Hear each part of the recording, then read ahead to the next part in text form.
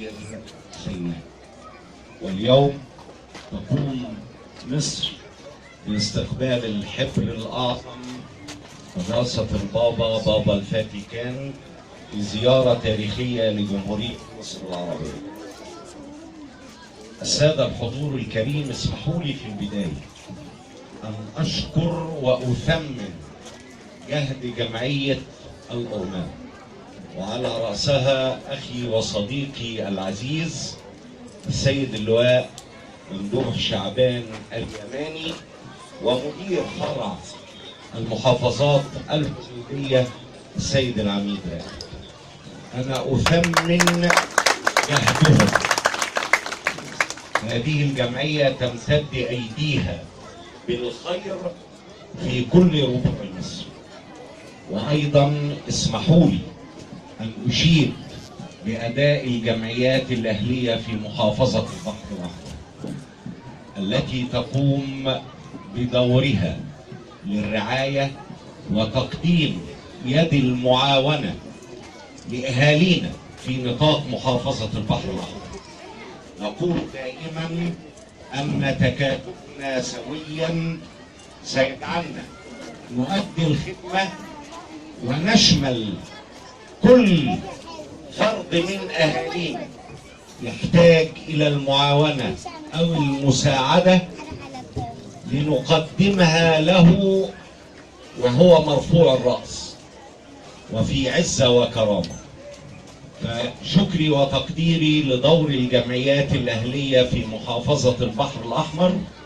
وإن شاء الله ستبدأ الأمهات المثاليات تأدية فريق العمرة، عمرة شهر شعبان إن شاء الله على فوجين. الفوج الأول هيغادر يوم 4/5 والفوج الثاني يوم 12/5 لعدد 14 أم مثالية على مستوى محافظة البحر الأحمر.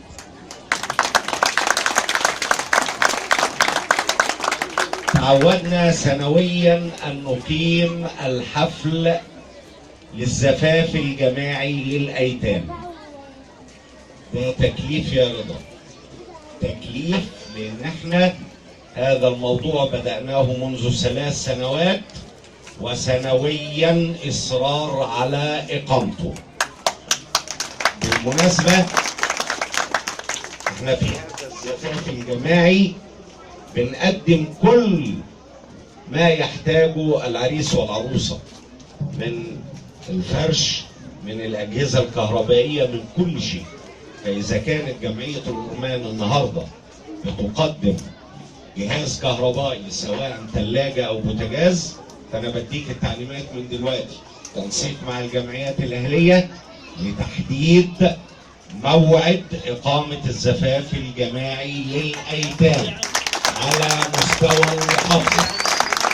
وأيا كان سنحتفل بهم جميعا ونوفر لهم جميع الإمكانيات. المحافظة بتساهم، جمعيات تساهم، والكل بيتكاتف لصالح هذا الزفاف الإلكتروني.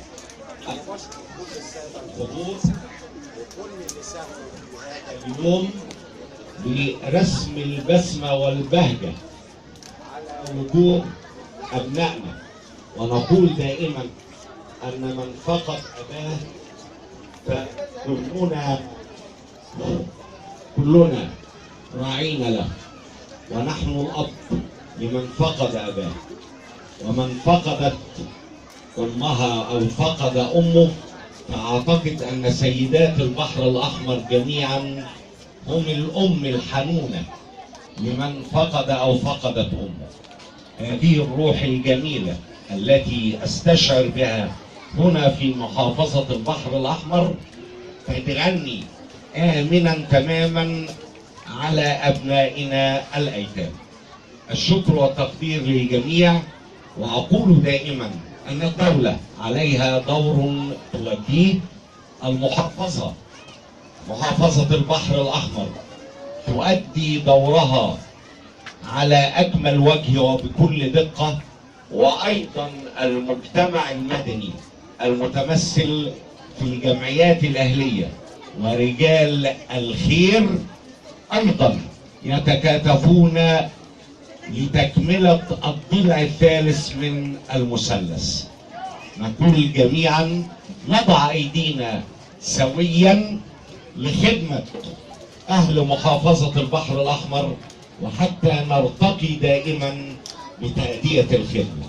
أقول للجميع شكرا لحضوركم، أهلا بكم، تمنياتي للجميع بالتوفيق، كل عام وأنتم بخير، وتحيا مصر، والسلام عليكم ورحمة الله وبركاته.